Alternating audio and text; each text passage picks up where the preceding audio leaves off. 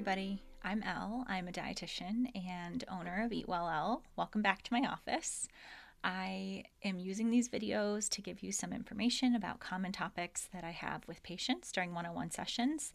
And today I wanted to talk about fiber. So I got a question today about, my fiber. Sometimes I'm getting 8 grams a day and sometimes I'm getting more than 30 grams a day. So what's up with that? What am I getting fiber from? What should my goal be? How do I make sure I'm designing my meals and snacks to include foods that are going to meet my fiber goals? So let's get into that and just start first with what is fiber. So fiber comes in two kinds, insoluble and soluble. We need both. Really, you should be getting all kinds of fiber in your day, and ideally through food. So that's another thing we can talk about is, should I be using a fiber supplement? Fiber in foods comes from things like nuts, seeds, whole grains, fruits and veggies, beans. These foods you should be incorporating in every meal and snack throughout your day. And one good way to add extra fiber is to think about, if you're eating a carbohydrate, is it a high fiber carbohydrate? So how can you make sure that the majority of the carbohydrates you're eating are going to be providing you fiber? The amount of fiber you need is going to depend on your body and your calories. So kind of a good rule of thumb could be 25, 30 grams a day. I don't love using those general rules of thumb guidelines for fiber because I think people who are on calorie restricted diets or who have smaller bodies who need less calories, it is really, really tough to meet those goals. You just don't have enough room in your day and in your meals in order to meet that. So that's where meeting with a dietitian can be great. They can customize and tell you exactly how much you need and how to get where you're going. So when we're talking about fiber, like, why is it important? Why do I care? Why do I ask people to have more of it? The kind of obvious thing that most people probably know fiber from is digestion. So just making sure your GI tract is working properly, especially when you dispose of your extra food. So if you're having diarrhea or constipation, fiber is often the answer. And that is always kind of funny because it's recommended for both diarrhea and constipation. So just keeping you regular is a great thing that fiber can do. Helping you stay full. So when you're eating on hunger cues, which is something that we'll talk about in other chats, you want to be able to feel full appropriately to get you through to the next meal or snack. And optimizing this with foods high in protein, high in fiber, and with adequate fat is really important. And so fiber can do that for you. It can just keep you satiated longer, get you through your day. Fiber is an important part of a diet if you're trying to lower cholesterol. And in general, it's going to help get you to what your ideal baseline weight is. So if you have weight loss goals, incorporating fiber is important. If you have weight maintenance or weight gain goals, you still need adequate fiber in your day. It's not going to make you inappropriately lose weight. So that's an important one to remember. So let's get back to this patient who was like, geez, sometimes I have 8 grams of fiber a day. Sometimes I have more than 30. Like, where am I supposed to be getting it from? How do I even this out?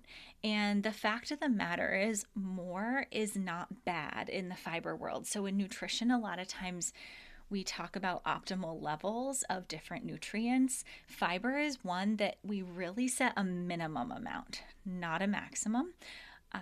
And it's important to know that when you're getting adequate fiber, when you're adding fiber to your diet, adding hydration is also super important.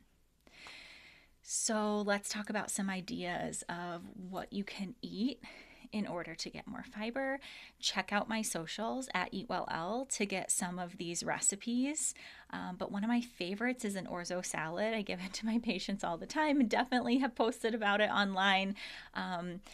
just having like a small amount of pasta with as many veggies as you want in there, adding in some sliced almonds or other nuts that you have around, doing some nutritional yeast, and doing some kind of bean. Usually I use garbanzo bean in that kind of salad. It's going to give you so much fiber without you even realizing you're having a lot of fiber, which is probably the best way to have it. Something else that can give you lots of fiber is avocado. That one's also pretty high in fat and calories. So, yes, it's very healthy for you, but you do have to be careful of your portion sizes so you don't, way go over your calorie daily goal just by having too much avocado. Eating that on toast is great. Finding some frozen avocado, throwing it in a smoothie can add some extra fiber. That's a really easy way. Finding things like nuts and seeds are awesome because they get added to so many other recipes seamlessly. So throwing some nuts and seeds on top of a green salad, sometimes I'll even put some in when I do fried rice just to kind of like change up the texture, give a little more protein and fiber in there. You can put it on top of yogurt or oatmeal. So think about, how could I add some chia seeds, some flax seed, some hemp hearts, some sunflower seeds. Those items can really go far for you in terms of adding fiber. If you're using a granola that is pretty heavy in sugar, because they need something to bind it together, right? If you're using one that's pretty high in sugar and not high in fiber, definitely throw some nuts and seeds into your granola.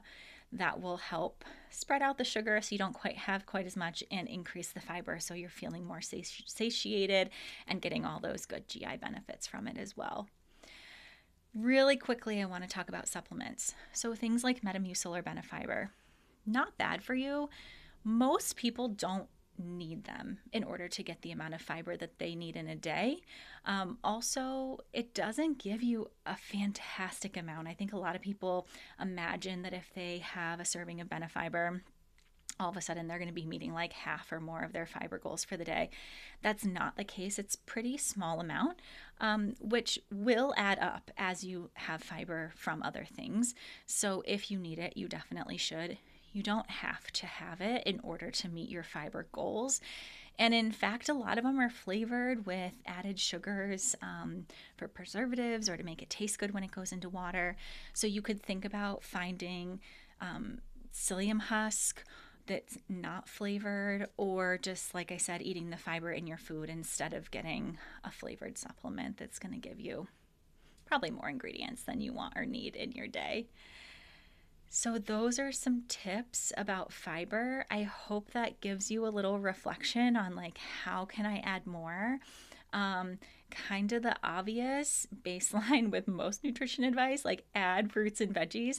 So if half of your plate is not a fruit or veggie already, challenge yourself to do that at every meal, and you will automatically be increasing how much fiber you have in a day.